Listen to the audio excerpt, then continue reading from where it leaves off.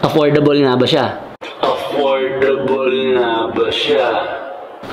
Hey everyone! Welcome back sa Tech Insider, kung saan lahat ay totoo, walang bias, at syempre lagyan natin ng humor. Naghanap ka rin ba ng monitor na affordable tulad ko? Eto, may titignan tayo dito. It is View Plus monitor.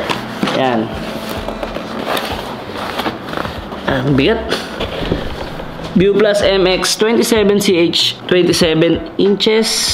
Ito is isa sa mga gaming monitor ni View Plus. So, check natin kung affordable talaga siya. Maestro, bigyan mo naman ako ng magandang tugtog dyan because it's unboxing time.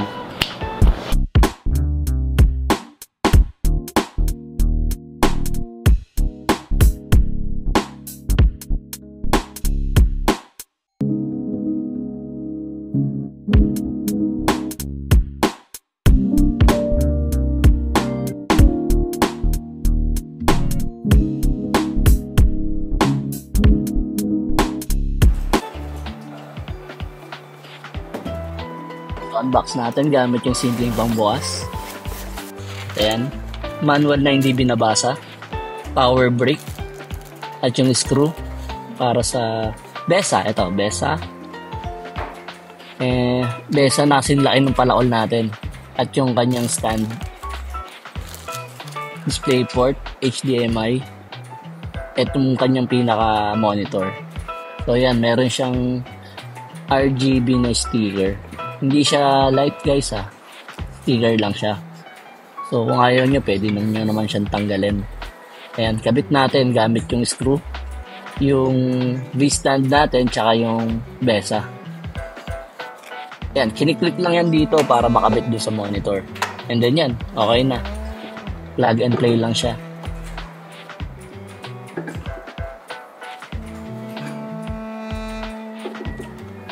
Mag-uumpisa tayo sa refresh rate niya guys. So meron siyang 165Hz.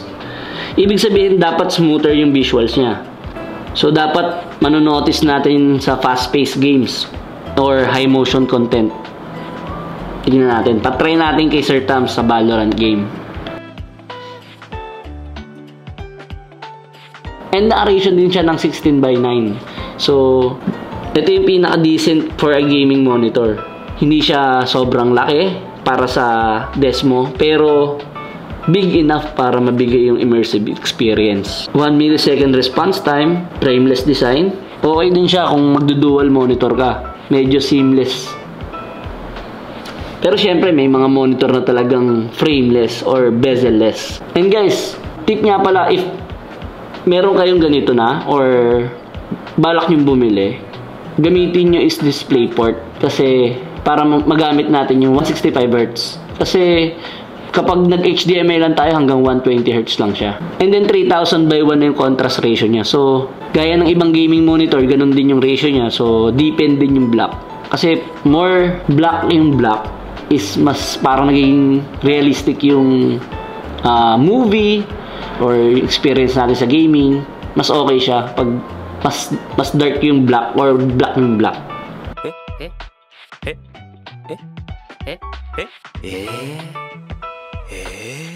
Try natin sa full HD na video. Tingnan natin kung gaano siya ka-crisp.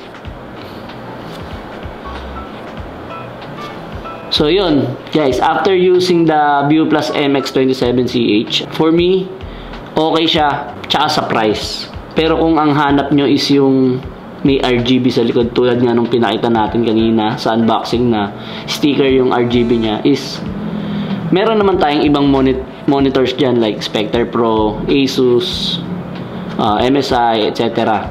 Pero yun nga lang, pricey siya. Pero kung hindi naman sa'yo nagmamatter yung RGB sa likod, kasi sino nga naman titingin lagi sa likod ng monitor, di ba? Might as well bumili na lang kayo ng LED strip para ilagay doon sa monitor nyo, di ba?